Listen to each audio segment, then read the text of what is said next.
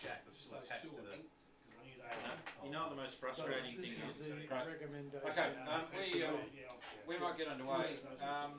We're at 7:30, so there's people who will potentially be watching. So we've got Roger. Welcome, Roger, VK7ARN up at Turners Beach. There's a little wave there. Now, the sort of format, pretty loose format, but Roger's going to give us a bit of a presentation on broadly Wyson and the bit of history, and with a focus on equine endurance for the first probably 30 minutes or so. Then I'm going to throw to Garry, who's the Wyson equipment officer. So go through a little bit of equipment, and then we're opening it up to anybody and everybody to ask questions, to tell us about their experience on equine endurance, and so it's really then over to you, the group, to explore equine endurance. And I've got a whole lot of examples of what we fill in, and maps, and the wonderful stuff that Roger does each ride, including the ride information that is for a fortnight's time, which is happening not that far away, up at just before Hamilton, up at a property called Glenelg, but we'll go into that shortly. So I'll hand over to Roger. So welcome, Roger, and over to you. Okay, thanks, Justin. So the purpose of my session is to just give some idea on what endurance riding is all about, how Wyson got involved with it, and some history behind that, and then just have a look at what makes up an endurance event, because it's not quite what it might appear to be, but we'll get into that in a moment. So why do we keep saying equine endurance riding? Is to avoid the confusion. If you talk to some people about endurance riding, they think you're talking about motorbikes.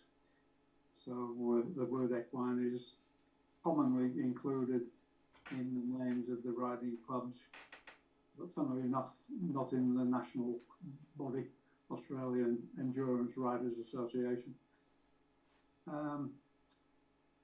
A quote that I always remember, because Wyson, I certainly started with Wyson in the days when we were spending all our time doing motorsport, both on Tiger and with Australian Rally Championships. And I'm pretty sure it was the first ride where somebody said that, yeah, I think it's better working on these horse rides because you can talk to the drivers as they go past, which it's always stuck with me. I'm still involved a little bit with motorsport, and you certainly miss being able to talk to the drivers as they go past. It all happens a bit quickly and a bit noisily. Okay. So when we're talking about an endurance ride, a ride or a riding event is normally made up of a number of rides. And the only endurance ride, that's the only one that's actually competitive. And to be an endurance ride, it's got to be 80 kilometres or more. The other rides that occur at most events are intermediate rides, 40 to 60, usually 40, and the introductory rides for people that just want to have a bit of a go and see what it's like, and they're usually about 20 kilometres. Occasionally you get, like there was one recently at 5 kilometres with lots of little sort of tiny tops riding ponies, which was quite nice to see. Okay, when it comes to the actual riders, I won't go into the different classes of horses, but as far as the riders are concerned, there's basically two classes. There's a novice and there's an endurance rider. And to be classified as an endurance rider, you've got to have successfully completed 2 intermediate rides and 3 endurance rides. So there are people riding in endurance events who are not endurance riders. They're working to get their qualification to be an endurance rider.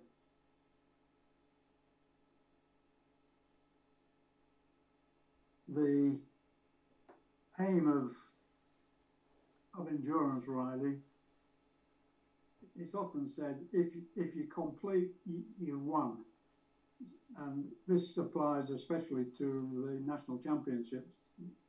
Takes place each year, moves around the state. It's called the Tom Quilty Gold Cup, and people just want to complete that, for which they get a special belt buckle. But there is a winner. But the saying is, if you complete the ride, you've won. And the thing that is paramount is keeping your horse in good nick.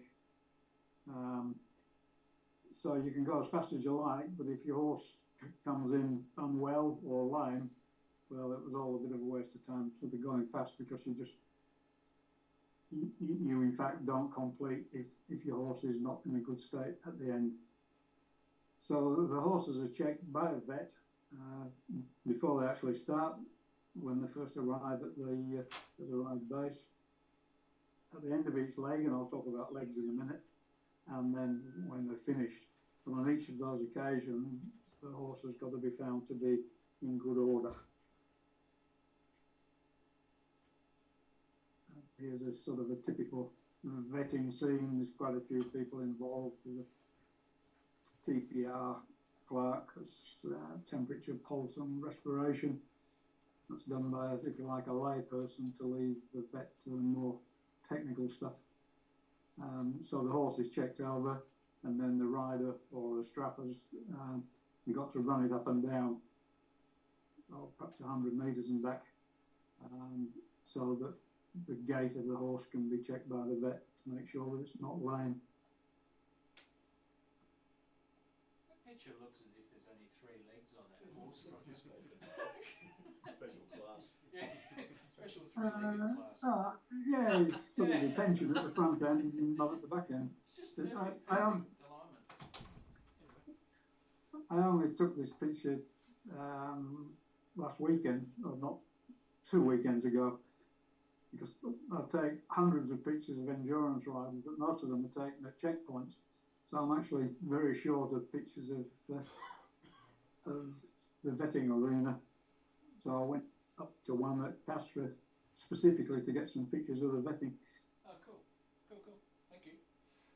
Okay, so endurance rides. A proper endurance ride is made up of 2 or more legs.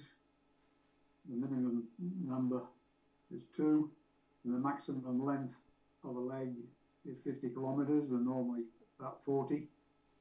And there's a rest time between each leg. That's a bit complicated.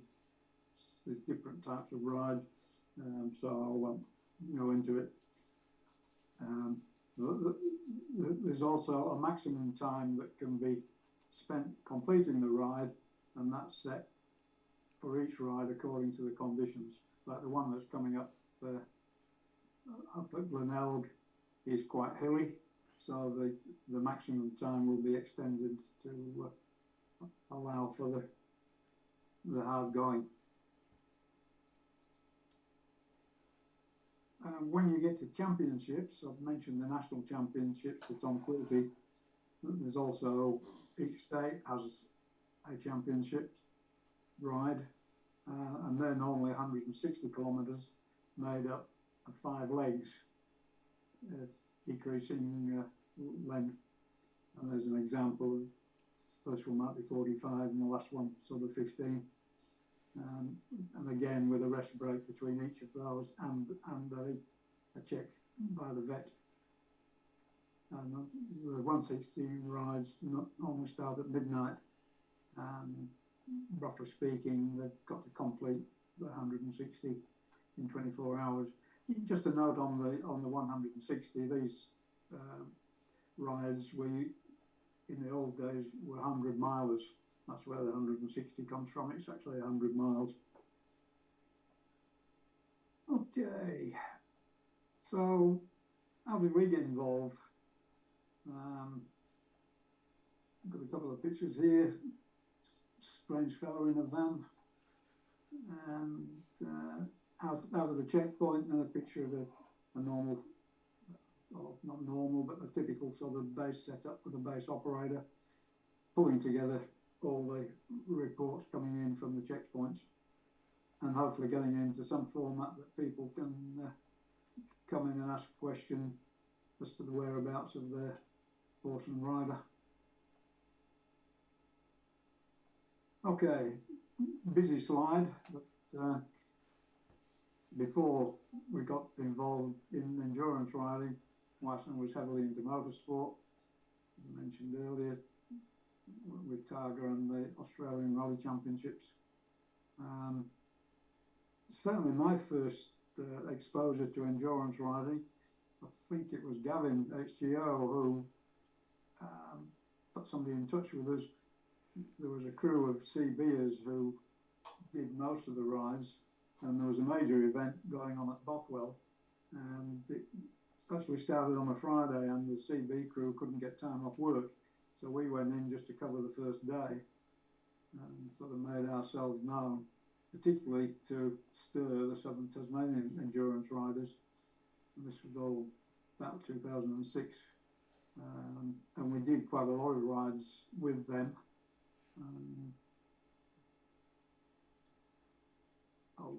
I could talk forever, but I won't.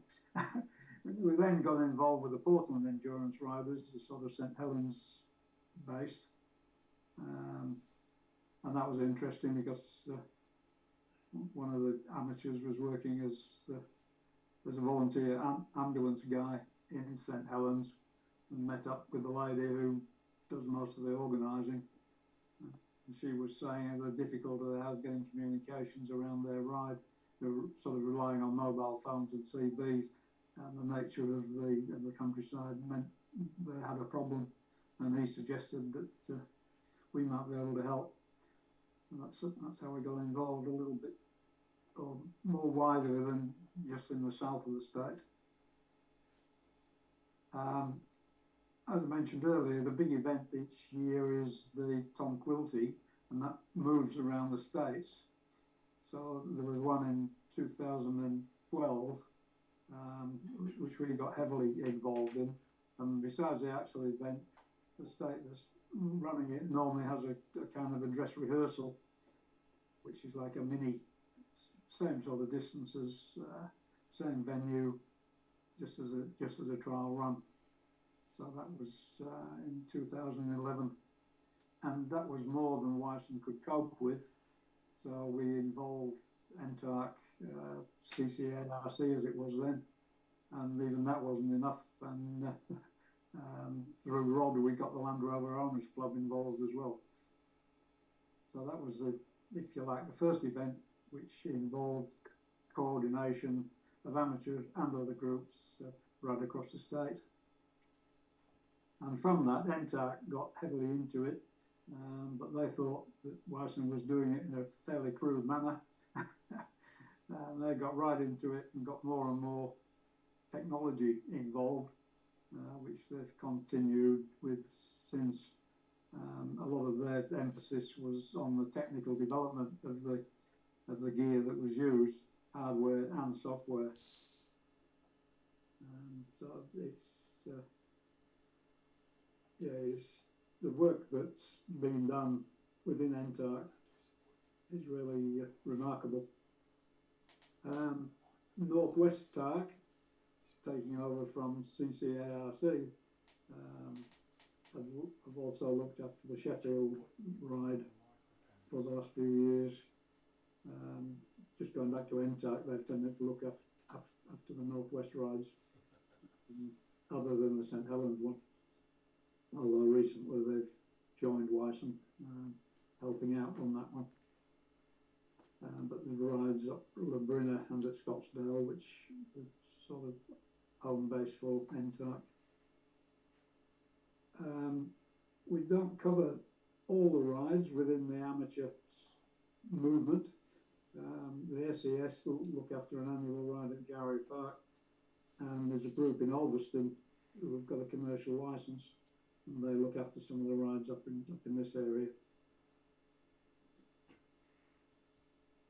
Okay, so as I've just mentioned, Wyson's remained focused on voice comms with limited use of repeaters. We doubled with APRS, and the tracking software that we've had is just sort of spreadsheet based. The Tom Quilty in 2012, that spreadsheet was displayed on monitors, but we also got it on the internet. And I think that was the first time in the history of the Tom Quilties that the results, or not so much the results, but the tracking was actually displayed on the internet. Now that is unremarkable, but it was certainly remarkable then. Whereas NTARC, as I was just saying, any ride that they're fully involved with, they've normally got 2 repeaters, 2 meter voice, and UHF for data. The tracking is done electronically with card readers linked to data radios, which come back into the base, where it's integrated with the ride-based timing Wi-Fi system, which is looked after by the ride organisers. But NTARC, if you like, listens in and extracts data from that Wi-Fi system and feeds into their system. And the results are displayed on monitors, and they're actually go out by Wi-Fi, so people on the phones or tablets at the base can actually look at the results or look at the tracking as it happens. And the checkpoints, Roger? Oh, sorry, yeah. So in with the card radio, the card readers and the data radios, there's a little Wi-Fi at each checkpoint.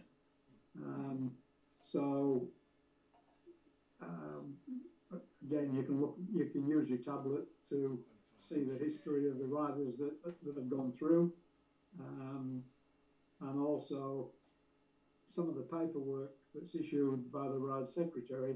If it doesn't get issued in time for us to take it out to the checkpoints, that can be sent out via the data radio system and looked at via the checkpoint Wi-Fi system.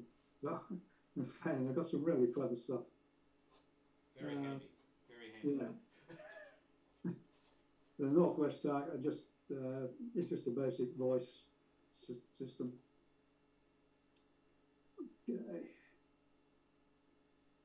Okay, what's been happening as we've all got older in the last 2 or 3 years, let's say, there's been an increasing reliance on assistance from other groups.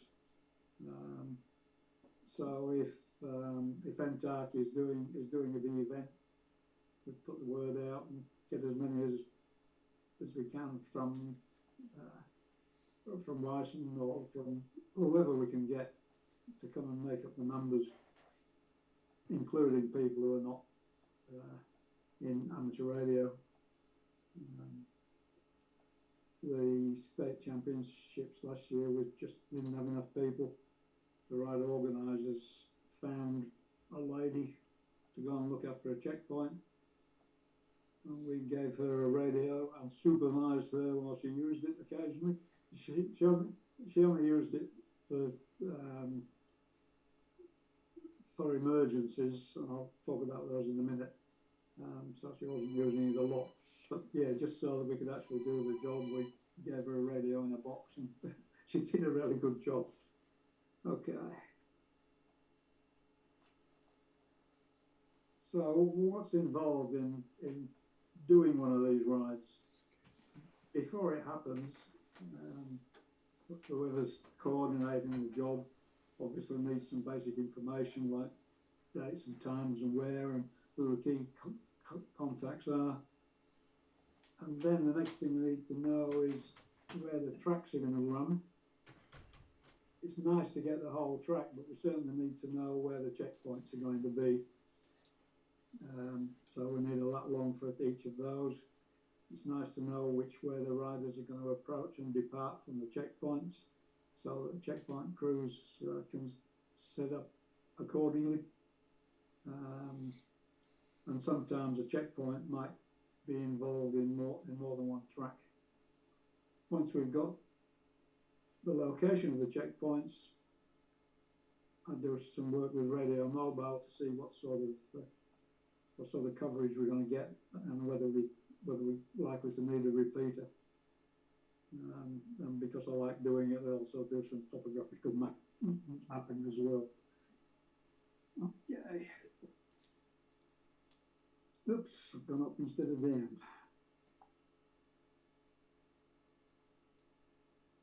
So, I think it is. Excuse me a minute. Yes. Okay, so what's the job? I guess besides the tracking, we're there for safety reasons and for getting people that are in trouble out of trouble.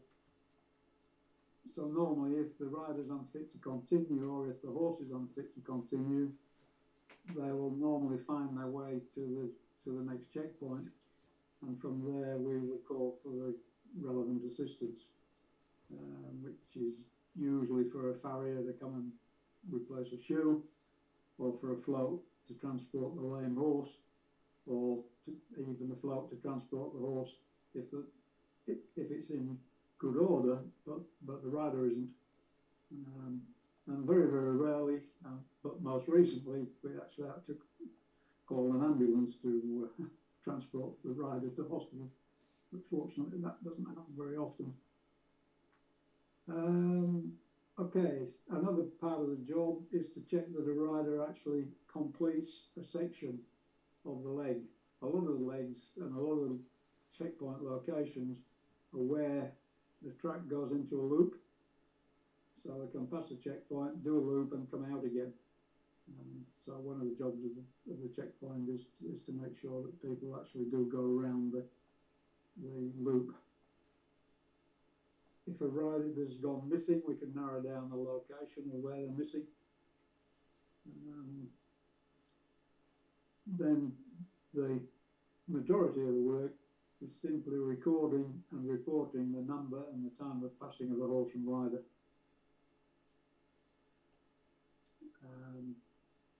Check that they've all passed and report if they haven't. And then occasionally a horse will withdraw, like it might get back to base but not pass the vet check. So the horse is then withdrawn, and the checkpoints don't want to be sat there looking for a horse that isn't arriving. So that information is sent out by base to the checkpoints, and the check sheets can be amended to take that into account. Okay, other sort of sideline jobs, there's commonly water troughs at a checkpoint. Occasionally they need topping up, so we call for the water cart to come and bring some water. Some rides provide drinking water for the riders, although the stricter officials say they should be carrying their own. And occasionally, if they're really nice ride organisers, we get a bag of lollies to hand out, or some carrots to hand out to the horses. And the other thing that happens occasionally is if the checkpoint's near a gate and there's stock in the paddocks either side, we might have to manage the gates as well. But certainly the majority of the work is recording the times and numbers of the riders as they come through, and then reporting those back to base. Yeah, I mentioned the real emergencies are fairly rare. Somebody might have an accident, or a horse might run away. Checkpoint might be notified by a following rider that there's something happened back down the track. And our job is to let the chief steward know. He's the boss of the ride, if you like. He or she is the boss of the ride, and they'll organise the appropriate action to be taken. and occasionally we'll do what we think's the right thing as well, if we can do it sooner. Okay. Yeah, so we might do whatever's required to suit the situation, so long as we're competent to do it.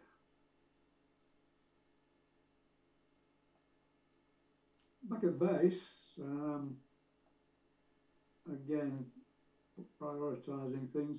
If a call comes in for something urgent, or seeking assistance, that information is relayed to the organisers, and they will initiate whatever's required to deal with the situation.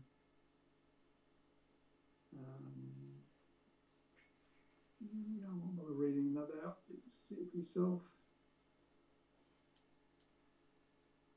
Okay. So, a checkpoint crew, you're going to be out there, you need to be self-sufficient.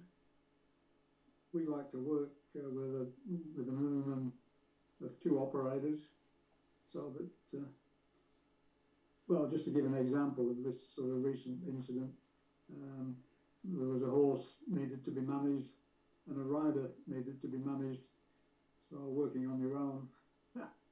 In fact, Rick was holding the horse and holding a microphone, and I was holding the rider, if you like. But if there'd only been one of us there, it would have been somewhat difficult to deal with the situation.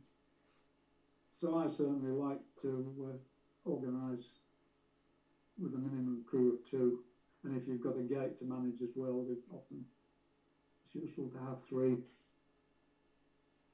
Okay, you need a clock, and I like to have a separate clock sort of set on the desk or the table, so if you've got a whole bunch of riders coming in, you're not searching around for your wristwatch or to look at your phone or whatever.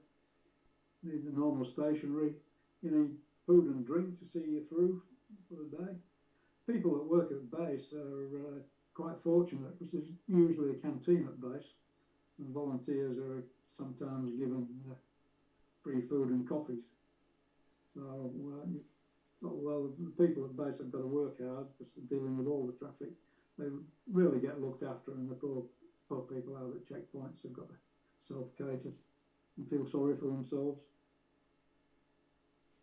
Okay, it's nice to have some shelter. You never know what the weather's going to be.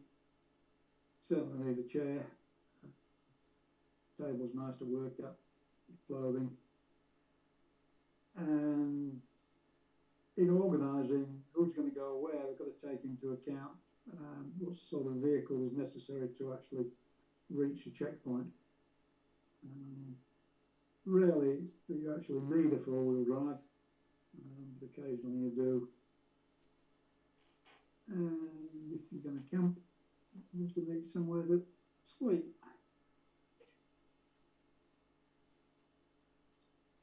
Okay. Yeah, one of the things in getting organised on arrival at the site, you've usually got to be at your checkpoint location pretty early in the morning, sometimes in the dark. So it's really good to organise things that the checkpoints are visited on the day prior, basically so you know what to expect and you can find your way there. And also to check the comms. It's all right looking at the software. If the software can say it'll be okay, but really the day before you need to check that the comms in fact is adequate. And you need a few spares to take with you. Okay, here's a typical checkpoint. Manned up with 3. This is the NTARC core crew, who tend to sign up to fill any gaps that on riders at Whiten are looking after. In fact, yeah, this one's at Pine-Garner. Here's another checkpoint. This one's at Bakers Beach, which was the Northwest TARC ride, assisted In fact, the majority of the operators there were actually from NTARC.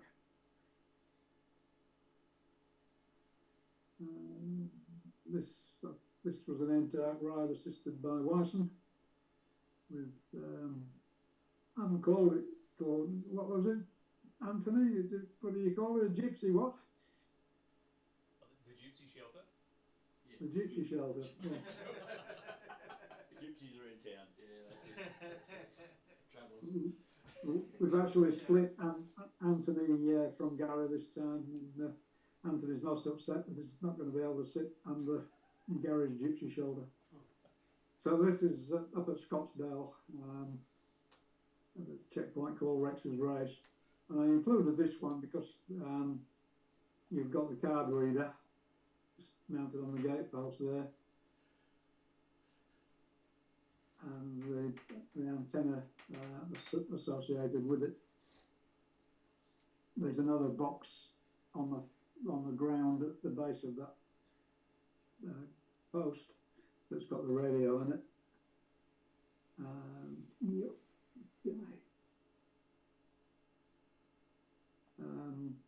This was a fairly typical base setup. It probably isn't these days. And but Stu's sat there, and that's the spreadsheet, colour coded sort of spreadsheet. And we usually have a second display so that people can wander in and have a look and see where their horse is and rider. This is actually where this next ride up at Glenelg. It's just from a checkpoint. Riders emerging from the mist.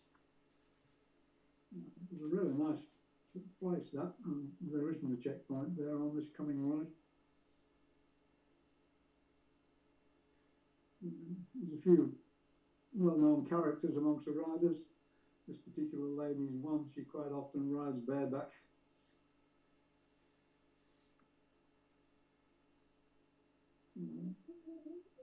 Credit for this photo, which has gone far and wide, but it's actually Justin's photo. This was on the Tom Quilty in 2012 at St Helens. Oh wow! In the middle of the night. So In the middle of the night. Come out of the darkness with their headlamp. Does the horse have one?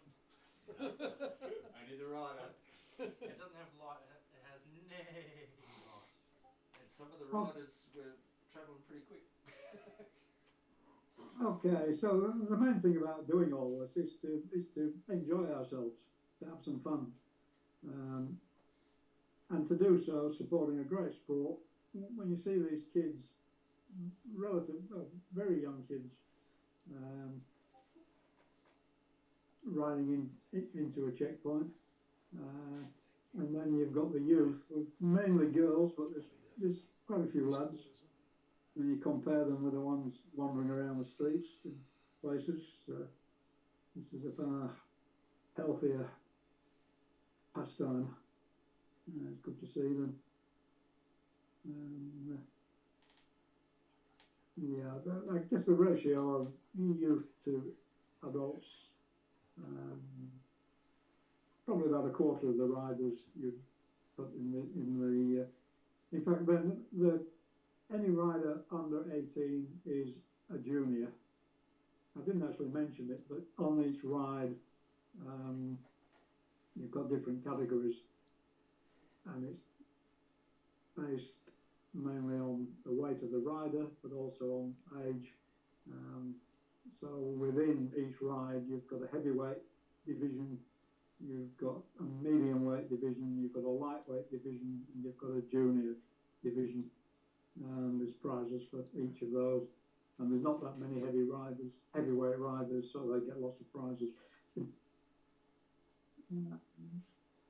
Okay, yep. So we're supporting something that's well worth supporting, having a good time doing it, getting outside, enjoying the outdoors. And some of these rides, particularly this one coming up, is in a very scenic area. And you're using your radio for a useful purpose and socialising in a like-minded group. and after a while, you've done it a while, you tend to do a fair bit of socialising with some of the horsey people as well, and there's a few interesting characters amongst them. And I think that's the last. I've gone 5 minutes over time, so that's not too bad. Okay. So questions for Roger. Roger, we've had a few questions on the chat channel which I've been able to answer, which is things like typical checkpoint number and potentially using APRS for ride tracking, which I think we did one year, didn't we? I think from memory. Yeah, it's equipping every rider with a unit is pretty much outside our resources. I put a track. I actually made a tracker out of a camelback. Put a handheld radio and a tracking unit in that, and a young girl actually took it round, much to the relief of her mother, because she was most concerned about it getting lost. So she was able to sit in base and watch her daughter ride around the track. So yeah, we've done it really to make it interesting for us and for the odd individual that had the benefit of it. But it's a bit beyond our resources to equip every rider with a unit. Cool. Any other questions for Roger? I presume each competitor has to pay a fee to be in such an event. What sort of cost is that? Yeah, the question, Roger, is each competitor has to pay a fee to be actually in the ride. Have we got any idea of what the sort of level of fee we're talking here? Yeah, it's roughly speaking, it's for the 80k riders, it's $80. For 40k, well, hang on, I think I've actually got here, if I can find it again, I've actually opened up That's sufficient for my purposes. So yes, okay. No, that's okay, Roger. That's good. It's an expensive hobby. We get a donation from a ride, which these days for a ride that just lasts a day, it's normally around the $400 mark. So that most of that goes into club funds. Occasionally, if there's a lot of travel involved, then it's possible to reimburse a part of the fuel costs. But generally speaking, it's about $400, and most of that ends up in club funds. For the 24-hour events, the last two of those, we've actually got $1,000. Wow. And there are international competitors in those events, aren't there, Roger? Yeah, not a lot of them, but there certainly are some. Yeah. Is the course point to point, or is it a smaller track and they go around multiple times? We can show you a typical course. So there's a typical course with all the legs. I've actually got one of the printouts, Roger, of one of the courses up at Pine Garner. Yeah. With your tracks for each of the legs on there. So I've just handed that around. So how many times around? Well, it depends on how long the leg is. There's usually two legs on an 80 kilometre. Is that correct, Roger? Yeah, that's two, roughly 40 kilometres. Yeah. Yeah. So, and there's the 20s. It might be like half of one of the 20s, and the 40s would be one of those legs. So you start and finish at the Same place, well and truly, because that's where the vets are. So yeah, depends on the properties that they're running on as to how good they can make the loops, as to how many times they go around, and what the route is made up and priced up. Sometimes you have horses going in two directions past you, might be completing a leg, going off and doing a loop and coming back again, and then turning off and doing another leg. Sometimes they arrive together, and it can get chaotic. You're looking in both directions. So it's handy to have 3 or 4 on the team on the checkpoint. And you're looking at your check sheet going, okay, they've already done leg 1. That means they're going to do leg 2. You need to go in this direction, not this direction. Wow. And there are, and Roger, one of the pictures Roger had earlier was, you saw that they do have leg numbers which they nail to fence posts and trees and whatever, and the direction, and they are reflective signs. So if you start late, or it's the 160 kilometre ride where they start at midnight, they are reflective signs. So if they've got a headlamp on, you actually see it on a tree. So it tells them which leg they're on and which direction to go in. But occasionally that gets a bit confusing for people. So yeah. But Rod makes a good point. If you're at one of those more complex checkpoints, you need to have your wits about you, because you need to know, number one, whether they're whether they're an 80, 40 or 20, and also whether they've gone through or not. So what leg they're actually on. So Might just mention that each of the rides, each rider wears a bib, and each ride has a different bib colour. So Is it easy to get lost in the middle of the night? Get off the track? yeah, And it happens? it's pretty rare, Roger, but it has happened where we haven't had riders go through, or there's been one number that we haven't had and they haven't been vetted out.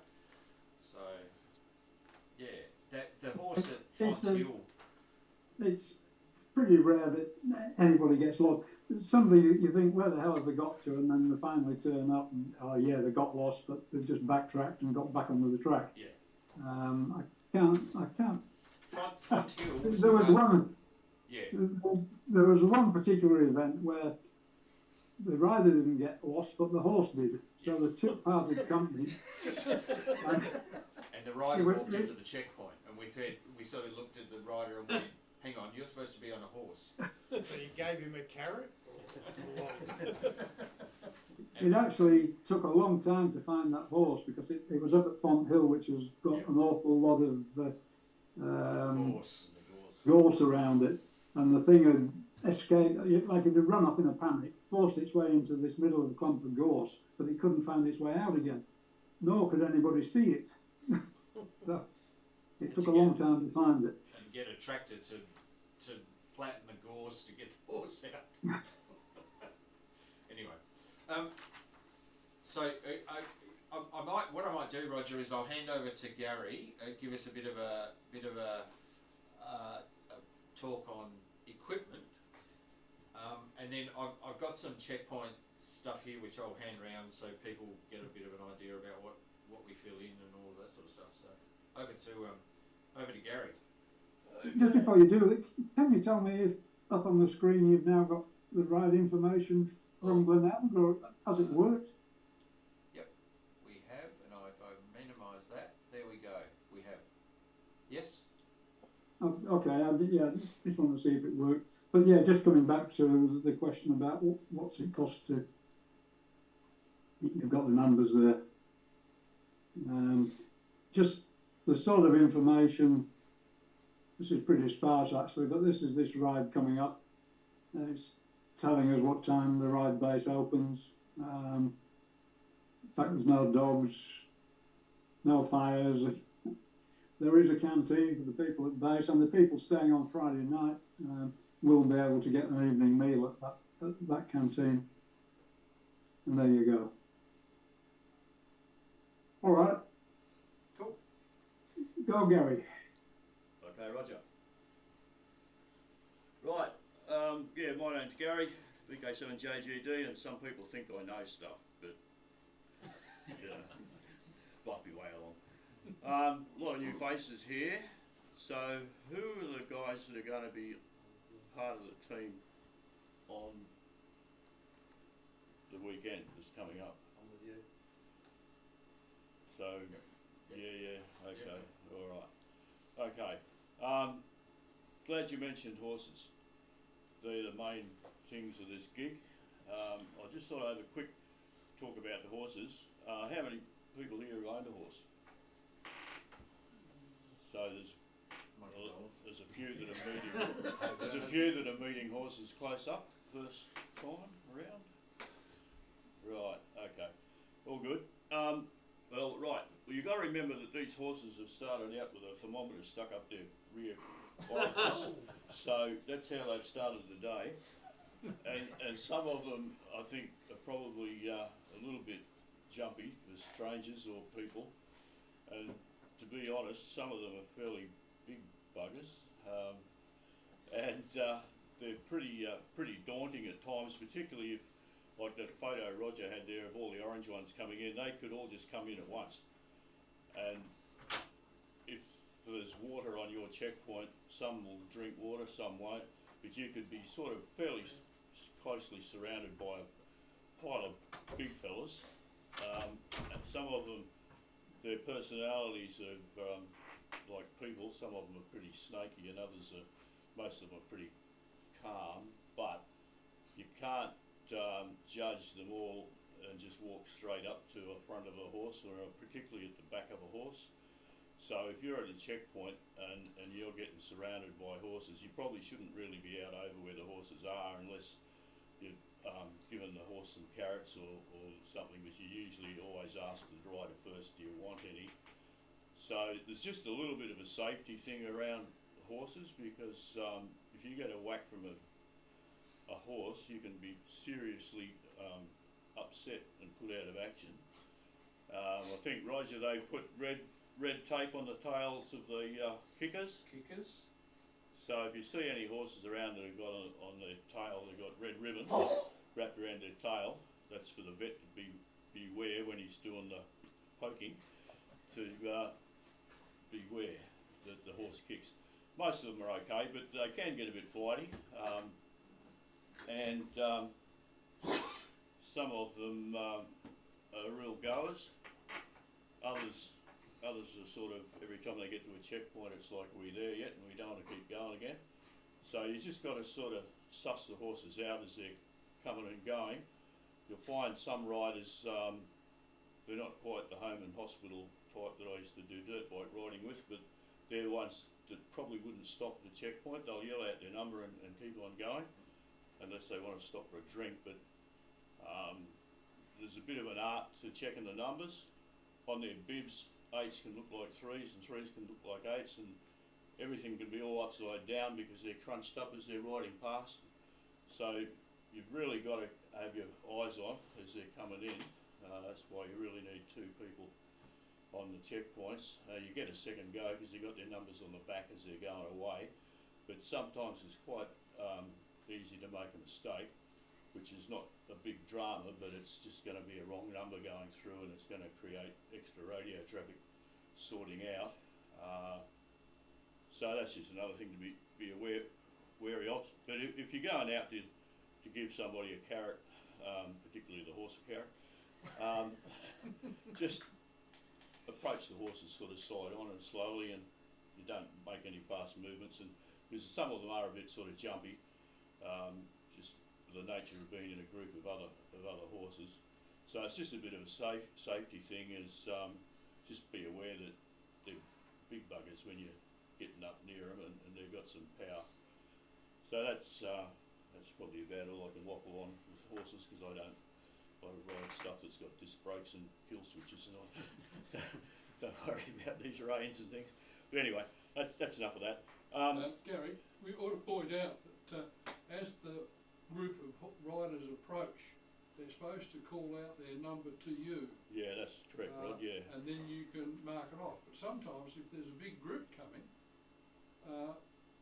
you've got to start getting numbers early to make sure that you've got a chance to mark them off and then check them again as they disappear.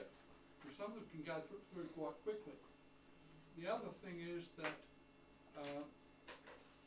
if you are calling numbers to your mate who's doing the writing while you're doing the watching, you've got to make sure that you've got one ear going on there and another ear going on the right is actually talking to you. Yeah. You need to. Don't be afraid to ask them for the number again. Just yell out, hey, I haven't got your number, and they'll stop and tell you. Don't let them get away unless they're just going for it and they're gone. But if you haven't got their number, just tell them. Yell it out. You've got to be louder because there's other things happening around as well. So you just sort of play it by ear, but don't be afraid to tell them something as you're going past if they're not yelling out loud enough. And some of them, the girls, some of them aren't very loud voices. So it's just one thing to check is try and, as Rod said, try and get the numbers earlier on the way in. If you get the numbers on the way in, and then you can sort of double check them as they go past. The ones that stop at the water to have a drink, well then you get a few goes at getting the numbers then. But I mean, it's not life and death, but it just creates more radio traffic if you've got to correct stuff later on. So that's what I really wanted to say. It was just a bit of a safety issue with the horses, particularly when, like on the slide Roger had there was about 6 or 8 of them coming in together. Sometimes it might be just one, another 15 minutes is another one, another half an hour is another one, and then you hear them talking K up the road, next thing there's 10 coming around the corner all at once, and they're all ready to rock and roll, you know. So not everyone will stop for water. Anyway, that's probably enough on horses. So who is running, is anybody running handhelds? Or are we running, okay. Mixture? Right, well Roger's done signal checks and the course is apparently fairly reasonable for handhelds, but if somebody asked me on a scale of 1 to 10 what's a handheld worth, I'd say handhelds in the bush is about a 1.8 out of 10, and if you've got it plugged into some external power, that sort of takes it to about a 2 out of 10. So they're not ideal in some cases, so it probably won't be an issue on this one, but if just make sure you've got some sort of backup battery or a lead coming off your own battery in your car that you can plug in, because quite often there's a lot of traffic and you may end up flattening your first battery, because if you're just used to chatting on the repeater and you're running low power, depending on where we are, we won't know until we get up there and test what the signal's like, but you may be needing high power. And if you're on a checkpoint where there's a lot of activity, where there's horses coming from both directions, there'll be a bit of talking there for a while. So just be aware that handhelds are a good thing in their place, but sometimes in the bush, if you're not going through a repeater, which won't be this time by the numbers that have been crunched, just be aware that you need obviously some decent batteries to keep your radio going, or a decent antenna so you can run low power, which gets your batteries going a bit longer. This antenna I brought here is just an easy one. If nobody wants to spend any money, there's plenty of plans on the dreaded internet thingy for just making a flower pot. That's just a 2-metre flower pot. Chuck some rope on it up a tree near your car and you can get some height, a bit more than your rubber duck. So are you using your handheld rubber ducky radio antenna, or you got an antenna on your car? I use that standard one, but I'm also thinking of taking the TYT MD9600 with I've got a, you just said the name of that antenna. Flowerpot. Yeah, that's it, Flowerpot antenna. Plus I've also got, I think it's a J-powered kind of antenna as well. Yeah, okay. Well, we'll be planning on taking out some mag bases anyway, so you'll have a quarter wave you can plonk on the roof, but you just need to get from the mag base cable to your whatever's on your that's no on your handle. no Need an adapter. Yep. So we can give you something a bit better than your rubber duck. Yep. But that type of thing, I used that out at the Boy Scout thing up at spying the cop up on the hill, and immediately we're up on a hill. Yeah. But I used that chucked up, just hanging off a tree branch, and worked quite well. But and conditions do change, even though the plotting says it's all good. When you're playing around with low power, it might be good in the morning, and in the afternoon it's not so good. We've been on some of these enduros up Pine Garner. not working for the government yet. Out of Pine Garner, where we've had a 9-metre mast up in the morning, and everything's all wonderful, and afternoon comes along, the day heats up, and it's all gone bad, and you had to drive up the road another few metres, relocate, and then you find a spot where you can do it off your quarter-wave whip, but the 9 metres is not working because it ain't working the right pattern at the time. So there's a few variables, but it's all good fun. It's all a learning curve. Just speaking of radios, because I'm reading that page now on the iPad. It says we're using the program frequency 146.375 megahertz with a TSQL of 67 hertz. Is that correct? Correct, that's channel 4, Wyson channel. Yeah, but the frequency we're using, the Wyson guys, for some reason, christened it as channel 4. Yep. So if they say go on channel 4, it's 146.375 with a 67 hertz tone, internet both ways. I'll program that in. Yeah, and the other one, that if we had the repeater, which we're not at this stage anyway, it has an offset, non-standard offset on the repeater. Correct. So you have to look up your book or work out how to do a non-standard offset. It's a 1.8 offset. That way you don't need cavities. So that's how you get around that. But anyway, that's something for the future. Yep. Just have a look one day when you've got nothing to do, how to do a non-standard offset in your radio. The frequencies are around. They're in here. And this, I just brought this along. Roger will recognise this. This is his handiwork. It's been used on quite a few occasions. It's just a mobile radio in a suitcase. Dual band, 240 power supply there, where you can go straight 12 volts off your car. A couple of speakers, all in a box to grab and go, as they say. Well, if you want anybody wants the frequency of the repeater, it's on that before they go. It's in there. So that's probably all we really need to talk about is just the upcoming event. Best antenna you can bring, much power as you can bring, and have fun. You won't have an issue. Yeah. So I'll bring the big battery, so I've got no problem. Yeah. While you're packing the kit with the coaxes and the mast and supports and radio and a chair, probably most of your load is going to be clothing, water and food. Yeah. Oh, the other thing I was going to mention too, I forgot, is when you're on the repeaters, when you're on the radio, just bear in mind that if you're talking to the base, there's probably things happening at the base that you can't hear, but they're working through a bit of a noise level. The other way around, the noise level at the checkpoint's probably not quite as high, but it could be if there was a whole pile of horses there and there's somebody joking and laughing and carrying on and horses joking amongst themselves. There's a bit of noise going on. So really, speak clearly, speak slowly, and try and minimise the traffic by not talking too fast. If you have to give any names phonetically, please use the correct phonetics. To keep it simple, don't start shortcutting the phonetics with crazy words that sound alright to you, but they don't come out the other end very well. So stick to the sugar. Yeah, Correct.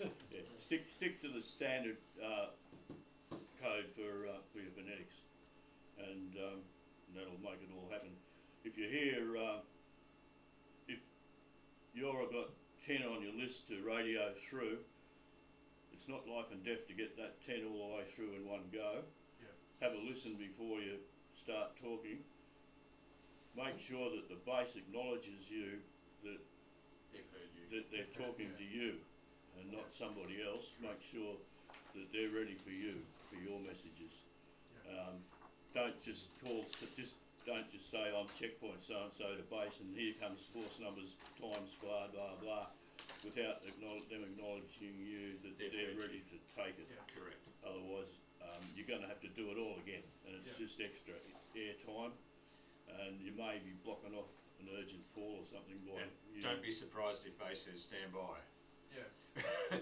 yeah. Please stand by. Stand by, that's urgent. I'm eating my lunch. Because there's stuff going down or whatever. Yeah. How many You need- checkpoints is there on Stand by, I'm browsing YouTube. Yeah. Well, it depends on the course, but three to four. That one I handed around just then is actually the one in a fortnight's time. So it gave you. So there are 1, 2, 3 checkpoints on leg 1, and 3 checkpoints on leg 2. They're different. They're not just the same 3 checkpoints. And so, but that's Roger. That's pretty typical. 3 to 4 checkpoints is about right. About what we're talking. You're on mute. Go to sleep. So you need 12 people then if you've got 6 checkpoints. No, okay, no, not necessarily, because those first 3 checkpoints on leg 1, they go through there, and potentially they will move to the next checkpoint. Oh, I see. Because there's not riders. The only riders that go through both sets of checkpoints in most cases are the 80-kilometre riders. So there'll be a flurry of 20s through the first couple of checkpoints. There'll be a flurry through of the 40s, and there'll be the 80s will go through first. So that's 80s start first, always start first, then the 40s start an hour later, and then the 20s start an hour later.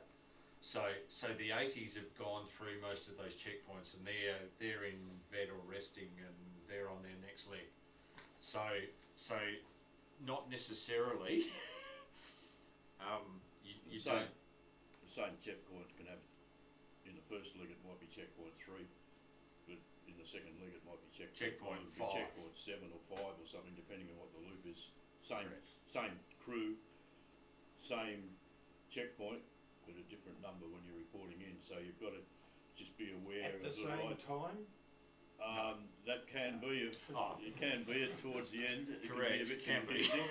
So you have to just Depend keep on your the track, wouldn't it? sorry. It would depend on the track layout. But you have to keep your wits on you a bit, because you got to work out the guy that's going through your loop, whether he's on leg 1 or he's on leg 2. Correct. A lot of the times, well, most of the time, the second leg's coming up in a different direction. So you know that the guys coming this way are on leg 2, so they're checkpoint 5. The guys that are still coming this way, they're checkpoint 3 or whatever you are. So here's some I prepared earlier. These are actual checkpoint sheets that have been filled out for different legs, and you'll see this one you go through, and these are all 80-kilometre riders, and then there's the 40s, and there is leg 1 or 2 on here. We've amended the checkpoint sheets so that they have, you can see all the boxes. This is however many legs that particular checkpoint uses. So if it's leg 1, you'll fill in the first lot, and then if they go through again, you'll fill in the second lot for leg 2, and which makes it really easy to work out that all of them have gone through, or there's somebody missing, or somebody's been vetted out, or whatever. So there's some that are actual checkpoint sheets that were filled out, and then we've gone to this, and this is what the checkpoints are going to have in a fortnight's time, because we've gone to it's a better arrangement with the checkpoints. What I normally end up doing is having my own paperwork as well, so that you can scribble down at your own writing in your own Correct. time, and then transfer it over to that meter, or your second guy that's with you can be doing that. Because quite often, if you're having trouble keeping between the lines, because there's 15 horses just come in and you've got to write all the numbers down real quick, so you need somewhere where you can just scroll everything Scrap quickly, paper. and then transfer it over. And also, a few pencils are usually a good idea. If the paper gets wet, the biros won't write on it, so pencil is still still leave a mark and write. As long as you don't end up poking your pencil through the paper, that's another issue again. But just need backup for your backup on just about everything you do. So that's Now at the other end, at base, so we have base sheets. Now this is one that's actually been filled in for, I don't even know what ride it was, but anyway, there are 19 riders that were riding at the time. There are 80, 40 and 20s, and so this is the base sheet that gets filled in by base to know that they've actually gone through. You'll see there was some sheets that I handed round which were rider sheets, so they're lists of riders. If we usually get those at the beginning, but no, I think it's coming round. There were the actual lists of riders that the base well and truly that base hand out. So checkpoints will get each of those, so they can do a little bit of a check as to whether everybody's gone Those through. boxes are very small, Garry. They're all little. Yes. I need 2 lines for each horse to get in between the Can you lines. print them double size or one A3? Better be in the iPad and blast it up. The other thing which I just found was Roger talked about a 160 kilometre ride. So this is the Tom Quilty. This is the 24-hour ride. This was the state championships in 2023 that was held up at Scottsdale. This actually shows you the course, and so there were multiple legs, and it also shows there were a couple of checkpoints on that particular ride that had to keep their wits about you, and I'll point to Rubicon. We were on Rubicon, weren't we, Roger, for a little while? I think we were. Rubicon actually it was one of those checkpoints where there was some loops they went through, and then there were other loops. So that was a fairly complex course, which was good. And we had 3 or 4 people on each checkpoint because it's 24 hours. You've got to start at midnight. Now, depending on which checkpoint it is, they may not get to you obviously at midnight. They leave base at midnight, but they then, at 2 o'clock in the morning, there has to be someone up and making sure they're going through and RFIDing and it's beeping and whatever else. So that's I didn't think I had a 160, but I found it. The other thing I hand round is, now, please don't let this scare you, but this is my checklist for the stuff that I take with me. And this is a overnight, so this is 2 nights. This is overnighting for 2 nights. Now that's pretty rare. So if it was a Friday, it was over Sunday, and then you're staying on the Saturday night as well. This is a checklist that I got together, and you'll see that there's Scottsdale and Sassafras I've written on there. As well as some updates. So it's just, what that gives me is the confidence to drive away in the car with all the ticks against the thing going, okay, I've got everything. Didn't forget the microphone. Didn't forget that cable.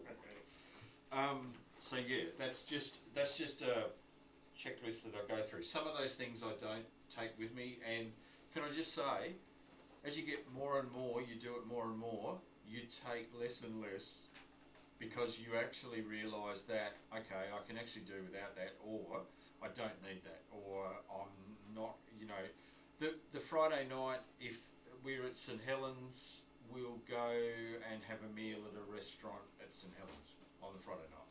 So you instantly don't need a meal on the Friday night. It's that sort of stuff. So yeah, you adjust and modify and do whatever. So, Justin, we ought to just mention the calling in technique, because it's not straightforward. No, it's not. And in fact, Roger's put it in the information sheet for Glenelg, for those who are not. So the record the arrivals, which is what Roger and Garry have gone through, and then the exchange should go base. This is checkpoint whatever, and wait for base to acknowledge. And 80 kilometre riders at times 0821 riders 1, 2, 3 136 and 23, and base will come back to you with those numbers. Time first. And time first. First given out because of the way they recorded on the paperwork. Correct. It's easier for them to have the time first and then write the numbers in Really, later. really handy if you stick to that format. What do you do in an emergency? Do you have a different call for an emergency? Well, if it is an emergency, then that particular checkpoint gets priority, well and truly. If anybody says pan or anything like that, it's fairly serious. I don't think we've just ever shut up made and it, but, you know, anybody else go. But having said that, Roger mentioned in the Northwest Ride, they had to call 2 ambulances. They ended up calling 2 ambulances. There were 2 riders. One that broke their collarbone and the other one that actually did some fairly serious damage to their spine. So it's a rarity, but It's usually horses. Usually a horse throws a shoe or something and they need a float to get it out. But yeah, like it's just a rarity, but something serious can happen. So you sort of got to gear up. I did something like this about 30 years ago for the Australian Rally Championships, and we were using a slightly different. You know, if there's an emergency, you call it straight away, and then everybody just shuts up and. correct. So And other checkpoints will be hearing that and just. Hopefully there isn't one, but That's correct. Yeah. You never know. If you're in a situation of having 15 horses all arriving within a minute or 2 minutes of each other, you might say to base time such and such, horses X, X and X, at time such and such, horse Y. More to follow. Correct. Leave a break, just in case there's an emergency call coming through. Yeah. Gives them the time to base get says, the writing down go and ahead. the base as well anyway. Checkpoint whatever, next group of horses at a time, short pause in the voice, another time, more horses. Yep. And don't be afraid to use phonetics for the numbers if the conditions are bad. Correct. Yeah, make sure you use phonetics if it's getting bad. And split up. Rod makes a good point. Split it up and say if there are 80s, 40s, and 20s come in to your checkpoint, which there is circumstances where that you've got to report all 3. Put in the 80s, then put in the 40s. Get the 80s. Okay. So get the acknowledgement from base, then do the 40s. Get the acknowledgement, do the 20s. Or tell the base that you've got 10 numbers you want to give through to forewarn them that there's a big message coming through. Yeah. You know, Give me a heads Got a up. lot of riders coming through Yeah. right at the moment, you know. So, The Now- same critical stuff is you getting the numbers at the time as they arrive. Correct. You've got a few minutes to get that information back to base. Well, truly. yeah, it's not like a car rally where everybody wants to know who's where and what. And then Down in to the front, split these second. are just horses, really. You'll find Yeah, no. you'll find at a checkpoint you'll probably find 2 or 3 that won't stop. They're home or hospital, well not quite home or hospital, but they're the guys that are pretty serious to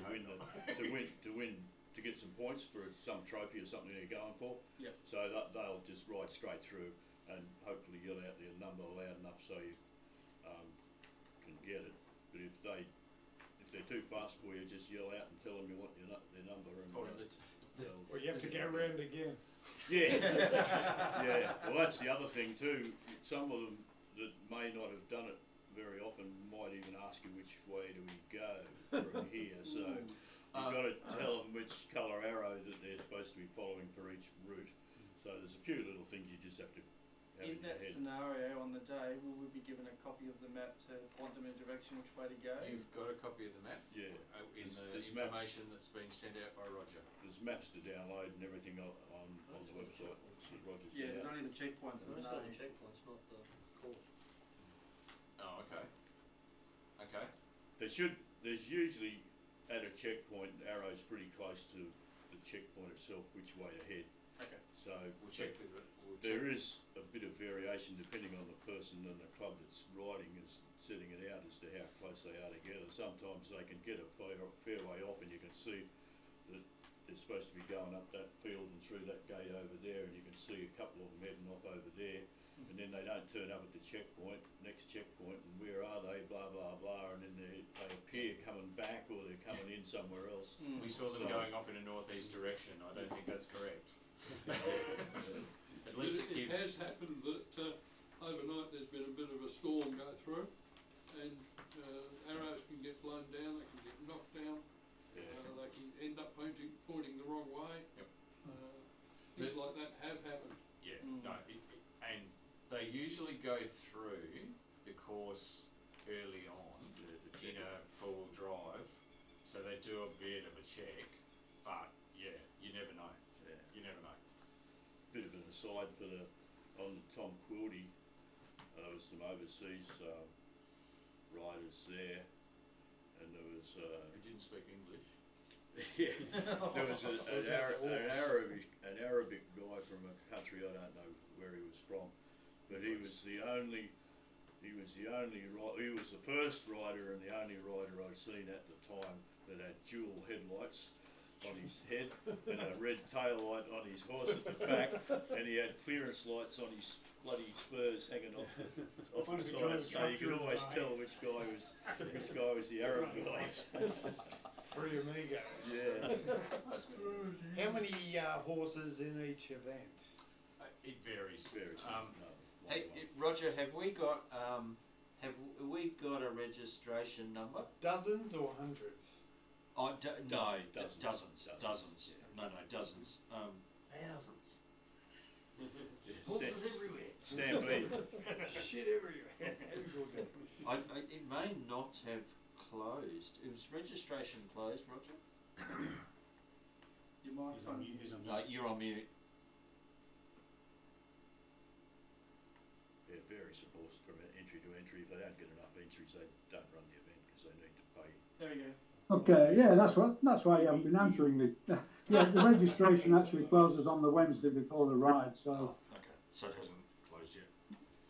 In fact, I had a look earlier. There's only been one registration, but I think it only opened this afternoon. So. Oh, okay. So it might be easy job.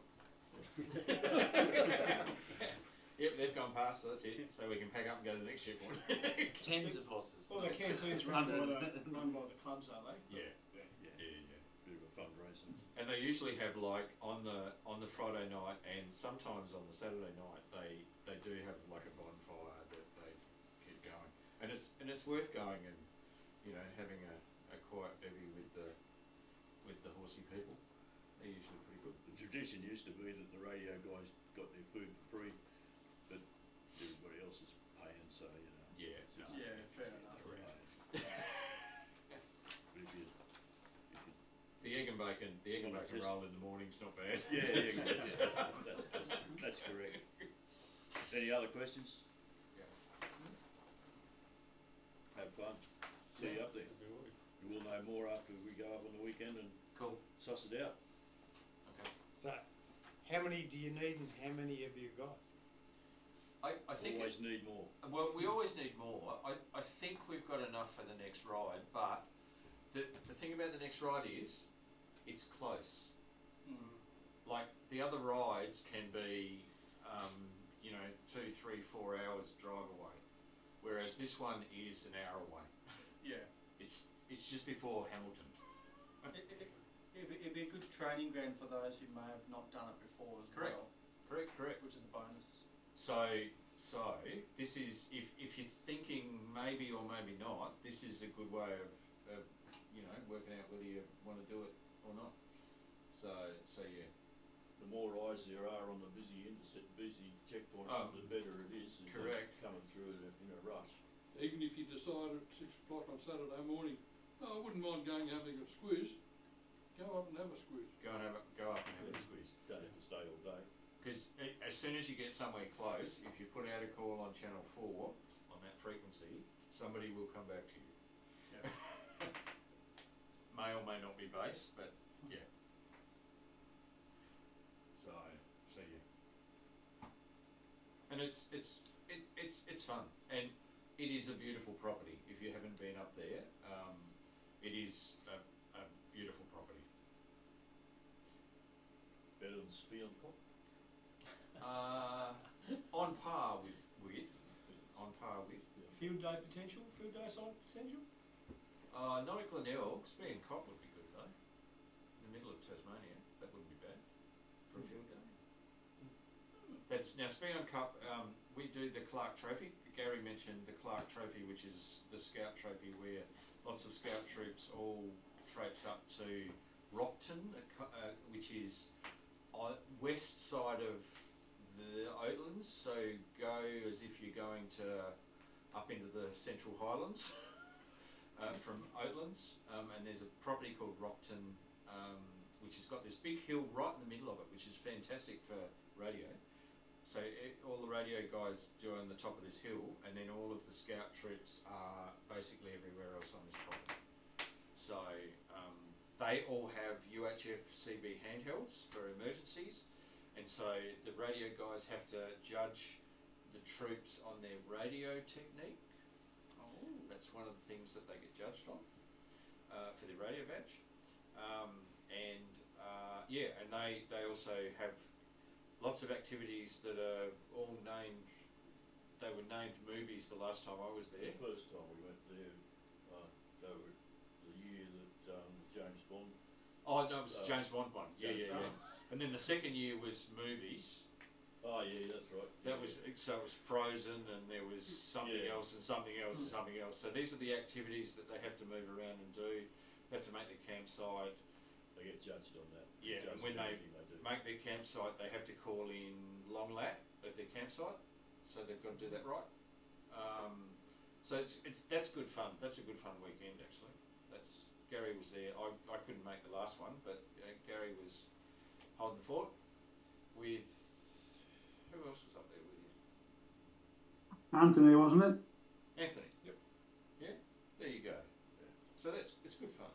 Yeah, it was. And the amateur side of that weekend is taking the communications that you receive from the groups as they move around. They're constantly moving. Taking those communications and relaying them back down to base. Yeah.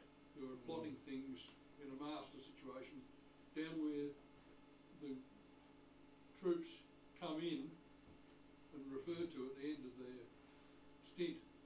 They're down on base. Coming up to where the radio point is would be impractical.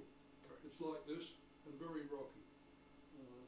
The radio guys get there via a circuitous vehicle track and then cross a rather rocky field to Definitely get to the forward operating. drive. Yeah, Ish.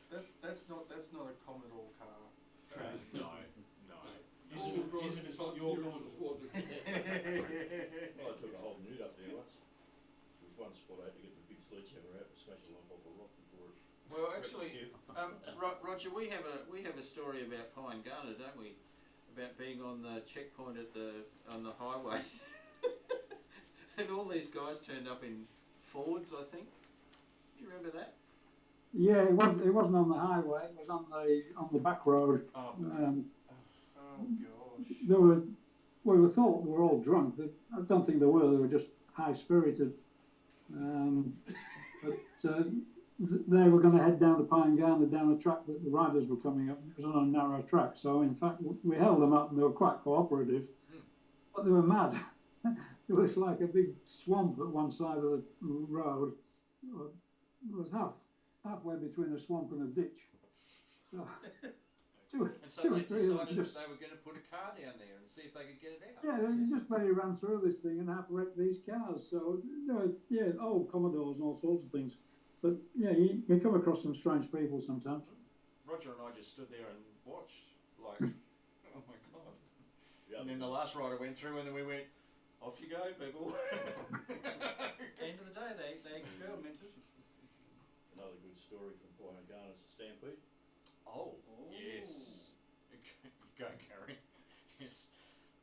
Garry was very lucky in this one. I still have horse prints on my tent. Yeah, it was one of the first ones, wasn't it? One of the early ones. They had quite a big group there, and the Enduro was sort of, I guess, billed as a family event, so everybody brought their dogs and their kids and all sorts of stuff. And what could go wrong? Yeah, nothing much could go wrong. and they had Never work with children or animals. They had bonfire going, and the kids were poking sticks in the bonfire and getting them glowing red, and then they were running around using it as a torch, and sparks are dropping off the back of the sticks, and they're having a great time until. And at the time, I don't think they had as many electric fences around maintaining their horses. So the horses, they put in droppers and put like Oh, a there's white the white tape tape around. Yeah, the white fence tape. anyway, a couple of horses got spooked, or a horse got If they got 80,000 volts up their clacker, that was. Well, this is before the electric fences, you see, I think they got out. So one horse gets spooked, spooks another one, and they were off. And I think there was about 14, there was this breakout, and they were out on Pine Garner Road going, completely clop, you know, the hare's tails up in the air, and the mane's going for it, and they're going down the road. And then I don't know whether somebody stopped them and turned around, or they turned around by themselves, but they came back. But they kept on going straight past to where the oval was, where the horse event was, kept on going back up out to the falls, and they spent most of the night looking for these horses that were having a good time. What horses? And horses? yeah, and the one that I was sitting in the car at the time, and two horses went past me. One got past on one side of the tent, and the other one went on the side of the tent that was next to the fence, and when he went through, I think he tripped on the fly wire, on the wire holding the tent, rope holding the tent. He tripped on that spooked him again, and he tried to jump the fence, and he didn't make that, and he ended up with his legs wrapped around the fence, and he was on the ground looking pretty sad. And I don't know whether it was Roger, or I think Roger might have come out with some magic pliers or something, and we cut the fence to get him off. And after that event, they brought in a few more regulations about how you corral your horse. Well, and the horses are now separated from everything else. Yeah. So yeah. No fires and no kids or something. They changed the rules a little bit. These crackers. Yeah. So. And Pine Gunner was good for that actually, because they had a sort of a separate area at the back, which is sort of the normally the campground, if you know Pine Gunner, and then there's the memorial hall, and then there's the oval. And so all the vetting and everything gets done on the oval, and all the horses and everything are sort of around the camp area. So they sort of separate the two. So, but unfortunately, Pine Gunner's not going to happen again. Stopped. Supply and demand, it might come back. Oh, you never know. It's good. The only thing about Pine Garner is bring your raincoat, because it doesn't matter when it's held. It may rain some, or it may rain a lot. Correct. And we've been on a few rides, haven't we, Gary, where it has absolutely pissed down for most of the time, and these very sad, very wet riders come in past you at a checkpoint. The horses are steaming. October of 22, we were scheduled to go up there, and I had to notify the guys that it was cancelled on the morning they were travelling. Correct. If you know Pine Garner at all, the little bridge going in was covered by water. The road was actually broken. There was a couple of feet of water above that the meant bridge. that the campground was probably underwater as well, and certainly the operating area would be underwater outside the hall. And they couldn't communicate with the pub to cancel the booking for tea that night. That was all out. All the phone lines were out. All out. It's not going to rain on our weekend, but bring your umbrella anyway. Correct. The roads out to the east coast were all isolated. We were going to have to go up the east coast, but even then the trees and debris blowing across the road would have made it a very slow and dangerous trip. And Pine Garner, mobile phone coverage in Pine Garner, if you've got Optus, there you go, Greg. If you've got Optus, It was one of our first sites for some reason. Telstra, forget it. Even though there's a Telstra tower up there. Sorry, Roger. It's fixed. I think you can now get Telstra. Oh, now okay. they're not going anymore. They have populated the tower. Quite good phone reception. they got typical Telstra got black spot funding to put in a tower, put in the tower, and didn't put any equipment in the tower. Yeah, well, they It's didn't get based funding on for the number of people. They didn't get funding for the equipment, they just got the tower, that's all they want. Anyway, Might as well say Telstra It's an wholesale, interesting- just a lot. scenario. But well, that's excellent, Roger. So we, yeah, okay. Or they put the equipment up there to say, hey, there's a phone tower, when it's probably not even connected. No, it's not. It wasn't. No power. No, just so don't but don't assume you're going to have mobile phone Bring coverage. your Starlink. Well, so I think Glenelg's all right from memory. I think Glenelg's actually We're at Hamilton. not bad. So, but anyway, just don't assume that you're going to have mobile phone coverage. We thinking back to last time, we did have mobile phone coverage in Glenelg the last time I did it. So. Correct. Yeah. At the base. Yeah, at the base. Nowhere else, but the base was fine. So yeah. Oh, here we go. Looks a bit Fantastic, moist Roger. there. Thank you. That's Tara, isn't it? Can you get that screen up again? Yeah. No, we've got it up here. We've got it up here. Well and truly. You got the picture of the wet Tara there. Haven't you? Yeah. Yeah. But you can see how That's a difficult typical it's to read pan the down numbers. a wet ride. And about the only good thing about that is you've got a warm horse between your legs. That's about it. Can't think of much else. Well, the radio operators don't. Can we get them to bring their own horse? Yeah, well, from a radio checkpoint point of view, you're usually sitting in your car or your van with your awning out, and it's fine. Yeah, unless the year I did Hamilton when the rain was doing that direction at one stage. Oh, Yes. So anyway, any final questions? And we'll wrap it up at that. We're at 9 o'clock, so that's pretty good. Any final questions? So the key thing is, if you are interested or vaguely interested, Glenelg's probably a great option just to come up and have a look what happens. And we'll So there was that one that's coming up this week. next weekend. Yeah, not this. No, sorry, in 2 weeks' time. Yeah. Yeah. Saturday the 19th. Yeah. So, yeah. So should we have a briefing on Sorry. Do you have a briefing Oh, on really? up there? Okay. Well and truly. Well and Oh, truly. And in fact, if you want to, you can sit in on the riders' briefing as well if you're there, which is always educative. So yeah, and that's where you can remind them to, please shout out your number when you go past the checkpoint, all that sort of stuff. So yeah. Probably a bit hard of hearing. Well and truly. Sorry? And can I just say, a lot of the riders say thank you as they shout out their numbers, and they're actually really appreciative that you're there. And that's what makes it worthwhile. So yeah, give them the lollies. Yeah. I've noticed we've got a lot of people to attend arrive on Friday, but not many Saturday. When do we arrange what days we're going to attend? You go in on list. Friday. You go in on stay there Friday until it's finished. for a ride on Saturday. It's only No, we've got. Yeah, where are you reading, Harry? The first page. Yeah. Okay. They're the people that are available to work on Friday. So- the others are only available. Oh, okay. Deployments are Saturday. Oh, yeah. Checklist. Oh, deployments. Okay, right. Yeah. You've got to be on site. on your There's checkpoint there's probably some people going up Friday, and If you've got there's your own chopper, you can maybe there, just drop in. that's about arrival on Friday and arrival on Saturday. That's what those numbers are, and then there's deployment below it. Okay. The ride starts at 7 o'clock.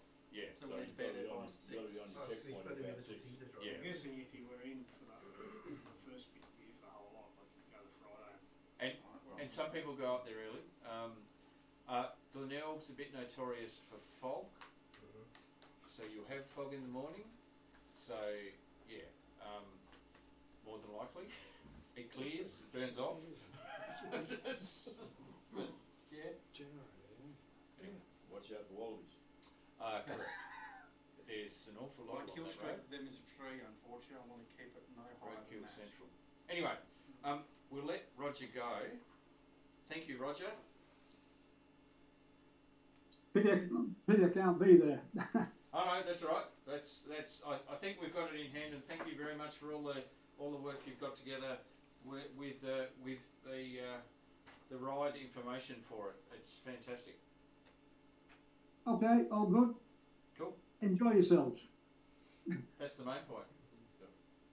All right. Thank you, Roger. All right, See you, cheers. Roger. Bye. Recording stopped.